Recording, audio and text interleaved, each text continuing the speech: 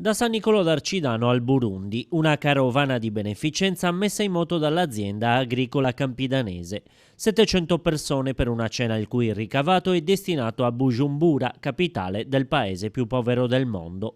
Circa 20.000 euro raccolti per regalare un sorriso alla vita, come recita lo slogan della serata. Credo che sia una serata che, oltre a far sorridere noi, farà sorridere tanti bambini del Burundi, e questo per noi è significativo e dimostra la grande solidarietà, la grande sensibilità non solo degli abitanti di San Nicolò, ma dell'intero territorio del Terralbese. È veramente una grandissima manifestazione e mi sento di dover ringraziare tutti coloro i quali hanno contribuito alla buona riuscita.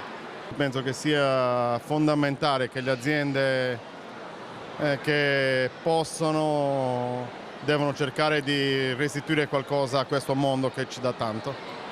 Il progetto dell'azienda, un'organizzazione di produttori leader in Sardegna nel mercato dell'ortofrutta, è ambizioso: realizzare una scuola di agraria al centro dell'Africa.